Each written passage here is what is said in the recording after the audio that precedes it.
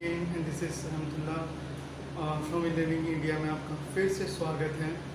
और इस बार आया हूँ एकदम नए वीडियो के साथ और नए इन्फॉर्मेशन के साथ पिछली बार की तरह। और बहुत बहुत शुक्रिया आप लोगों का कि आप लोगों ने मुझे बहुत सराहा, बहुत सारा मुझे लाइक्स और कमेंट्स भी मिला है।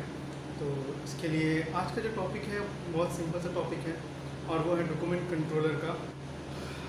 डॉक्यूमेंट कंट्रोलर जो होता है वो बहुत सिंपल सा, सुनने में बहुत सिंपल लगता है लेकिन एक्चुअली बहुत रिस्पॉन्सिबिलिटी का जॉब होता है।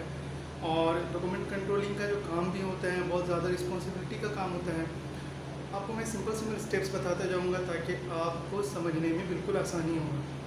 नॉर्मली बताता हूँ कि जब कोई भी साइट में काम होता है कंस्ट्रक्शन का, स्पेशली मैं कंस्ट्रक्शन के बारे में इन्फॉर्मेशन दूंगा क्योंकि इसकी जो वैकेंसीज होती है गल्फ़ मार्केट में बहुत ज़्यादा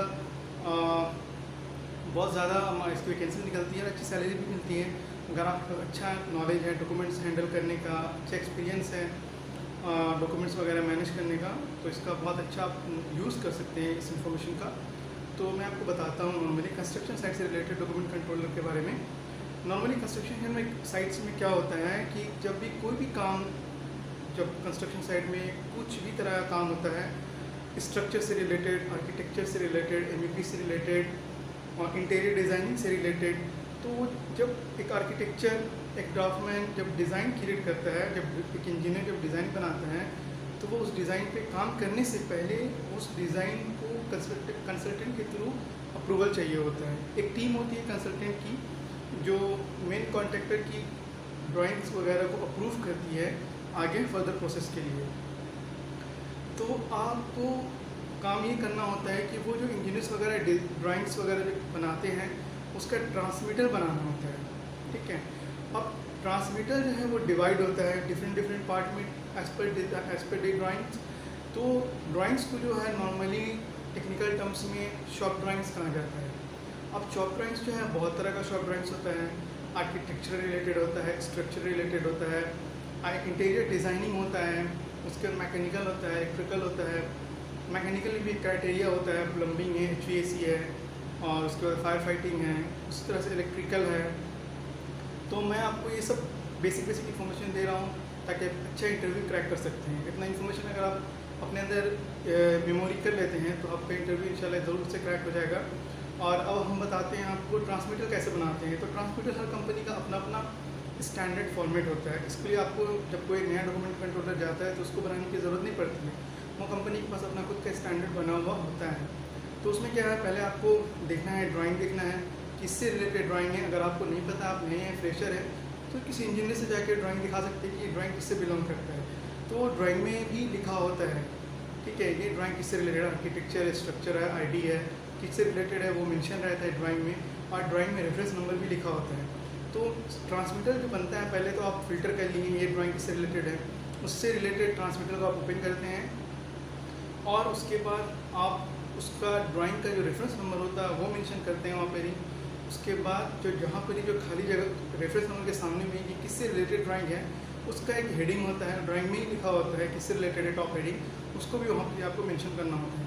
तो इस तरह से आप एक ड्राइंग का ट्रांसमीटर तैयार कर लेते हैं। फिर उसका प्रोजेक्ट में का जो भी हेड होता है, चाहे वो CM कंस्ट्रक्शन मैनेजर हैंडल कर रहा हो या प्रोजेक्ट मैनेजर डायरेक्ट हैंडल कर रहा हो, उसका अप्रूवल ले करके उसमें कंपनी का स्टैंप लगा करके वो ड्राइंग है वो ट्रांसमीटर की 2 कॉपी बनाएंगे। एक का ऊपर में 5 कॉपी का स्टैंप लगा के कंसल्टेंट को भेजेंगे, वो आपको रिसीव करेगा कंसल्टेंट फाइल कॉपी को और आपको रिटर्न कर देगा। तो आपके पास एज ए एविडेंस रिकॉर्ड हो जाएगा कि आपने इस ड्राइंग को कंसल्टेंट के पास सबमिट कर दिया है।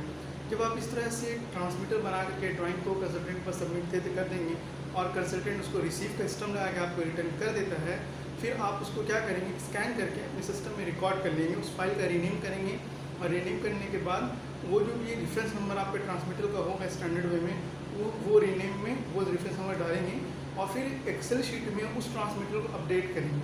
अब वो एक्सेल शीट कैसा होगा, क्या होगा, वो डिपेंड करता है कंपनी में। हर कंपनी का, जैसे कि मैं पहले आपको बताया हूँ, अपना अपना स्टैंडर्ड फॉर्मेट होता है, उसी फॉर्मेट में वो कंपनी डिज़ाइन करके आपको उसी में अपडेट करना होता है। ये रहा पहला टास्क ड्राइंग से रिलेटेड। अब आते हैं मटेरियल सबमिटर।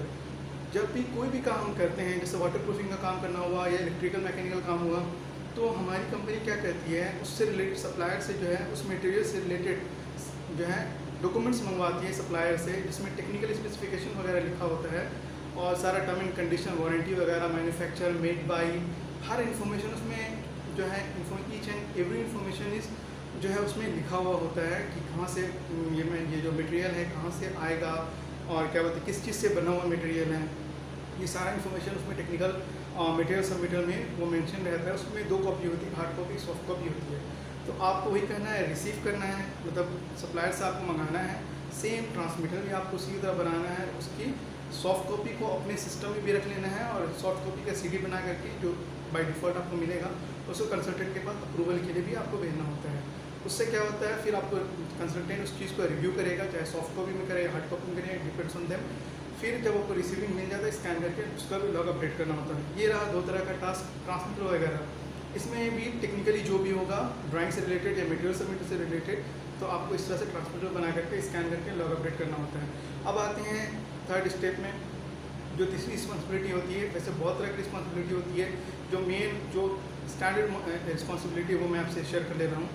तो अब 3rd में हम आते हैं आपके साथ और आपको ये बताते हैं कि आपको लेटर तैयार करना होता है, ठीक है। अब एक कंपनी के साथ बहुत तरह की कंपनी काम कर रही है, सब कॉन्ट्रैक्टर पे सपना होता है। तो अब ये जितने भी तरह की कंपनी जब काम करती हैं उसमें बहुत सारा ऑफिशियल कम्युनिकेशन होता है, ठीक है। जैसे काम को करना, नहीं करना, कहाँ तक करना, काम में डिले अगर हो रहा है तो उसके ऊपर में एक्शन लेना, ये सारा कम्युनिकेशन वर्बली बेस में नहीं होता है, ईमेल के थ्रू भी होता है और लेटर वगैरह में भी होता है। तो आपको लेटर प्रिपेयर करना होता है, हर लेटर का अपना एक स्टैंडर्ड होता है एज पर दी कंपनी डिमांड्स, और अपना कंपनी का स्टैंडर्ड बना हुआ भी होता है। तो वो लेटर भी आपको प्रिपेयर करना होता है, उसका भी लॉग आपको मेंटेन करना होता है एक्सेल शीट में, जो कि कंपनी ऑलरेडी बना के रखती है। फिर आपको इंटर ऑफिस मेनू भी आपको बनाना पड़ता है काम से रिलेटेड, एडमिनिस्ट्रेशन से रिलेटेड। एडमिनिस्ट्रेशन जो है वो डिफरेंट पार्ट होता है और डॉक्यूमेंट कंट्रोलिंग वो बिल्कुल भी डिफरेंट पार्ट होता है, ठीक है। इस तरह से आपको लेटर बना करके मेंटेन करना होता है। जितना भी तरह का ड्राइंग्स जब कंसल्टेंट से रिसीविंग तो आगे वो अपडेट कर दिए, फिर कंसल्टेंट से एक्शन के तौर पर आता है, चाहे वो रिजेक्टेड हो, अप्रूवल हो, कमेंट्स अप्रूव हो, नॉर्मल अप्रूव हो, नोटेड हो, जिस तरह के भी कमेंट्स आपको जब कंसल्टेंट का ईमेल और हार्ड कॉपी मिलेगा उनके सिग्नेचर सिस्टम के साथ में, सेम चीज़ आपको लॉग में एज इट इज़ अपडेट कर देना होता है एज अ डॉक्यूमेंट कंट्रोलर। ये जो सारा जो स्टेप्स है ये सुनने में बहुत इजी लग रहा है, लेकिन एक्चुअली प्रैक्टिकली थोड़ा टफ भी है और टेक्निकली भी है और उसमें लॉजिक भी लगाना पड़ता है। काम को किस तरह से शॉर्ट करना है वो आप पे डिपेंड करता है, ठीक है। कंपनी के पास जो है डॉक्यूमेंट से रिलेटेड बहुत काम आता है, लेकिन उस काम को आपको अपने तरीके से हैंडल करना है, कंपनी का स्टैंडर्ड को फॉलो करते हुए, कंपनी की पॉलिसी को फॉलो करते हुए उन सारी चीज़ को आपको हैंडल करना अपने तरीके से, ताकि आपके पास जो ड्यूटी आवर्स होगा उसमें आपको काम को फिनिश कर देना है। उसके बाद आते हैं ईमेल कम्युनिकेशन। ईमेल कम्युनिकेशन क्या होता है, आप कंसल्टेंट को रिमाइंडर भेजना होता है अगर डिले हो रहा है, क्योंकि लॉग में एक्सेल शीट में जब हम लॉग मेंटेन करते हैं तो वहाँ पर ही बाय डिफ़ॉल्ट आपको कैलकुलेशन से ना पता चल जाता है कि आपने किस डेट को डॉक्यूमेंट सबमिट किया था और उसमें अप्रूव करने में कितना दिन बाकी है, और अगर एक्सीड कर गया है तो वहाँ रेड मतलब एज पर प्रोग्राम जो है वहाँ पर ही आपको डेटा रिफ्लेक्ट करेगा कि ये ऑलरेडी माइनस हो गया, इतना दिन आ जाना चाहिए था। तो अकॉर्डिंग टू लॉग आपको जो है क्लाइंट को रिमाइंडर भेजना पड़ता है कि sir already we have submitted this things before previously और 1 month ago like this, kindly waiting for your valuable reply. इस तरह से आपको उनसे कम्युनिकेट करना पड़ता है। और उसके बाद कभी कभी हम लेटर भी उनको बना के भेजते हैं इससे related. It's depend on the instruction by CM और PM, जो भी जैसे इंस्ट्रक्शन देते हैं, ठीक है। इसके बाद जो है हम लोग ये सारा इन्फॉर्मेशन होने के बाद फिर हम लोग सप्लायर से भी कोऑर्डिनेशन करते हैं एज अ डॉक्यूमेंट कंट्रोलर जो है, सप्लायर से भी कोऑर्डिनेशन करते हैं, मटेरियल से रिलेटेड हो गया, काम से रिलेटेड। उसके बाद अगर आपकी कंपनी अपने से MAPA काम नहीं कर रही है बल्कि सामने वाले से MAPA काम करवा रही है, किसी में थर्ड पार्टी कॉन्ट्रैक्टर को हायर करी हुई है, उनको जॉब दी हुई है MAPA काम करने के लिए, तो उनसे आपको कम्युनिकेशन करना होगा हर चीज़ से रिलेटेड। काम से रिलेटेड आपको कम्युनिकेशन करना होगा, ड्राइंग से रिलेटेड, WIR जो होता है उसका स्टैंडर्ड बता दे रहा हूँ, work inspection report, MIR, material inspection report, ठीक है। इसमें अब हर तरह का डिफरेंट क्राइटेरिया होता है। तो अब जैसे WIR तो MEP में है, MEP है सुना जाता है, मैकेनिकल है, इलेक्ट्रिकल है, और उसके बाद फायर फाइटिंग है, प्लम्बिंग है, ठीक है। MIR है तो मटेरियल, किसी भी तरह का मटेरियल होगा उसका इंस्पेक्शन होने के लिए उसका पहले रिक्वेस्ट आता है। तो ये सारा इन्फॉर्मेशन जो है ये पार्ट ऑफ रिस्पॉन्सिबिलिटी है डॉक्यूमेंट कंट्रोलर का। अगर आप भी डॉक्यूमेंट कंट्रोल बनना चाहते हैं प्लीज़ इन इन्फॉर्मेशन को अच्छे से मेमोरीज कर लीजिए, और किसी भी तरह का सवाल हो without any hesitation just comments में I will reply. I get back to you.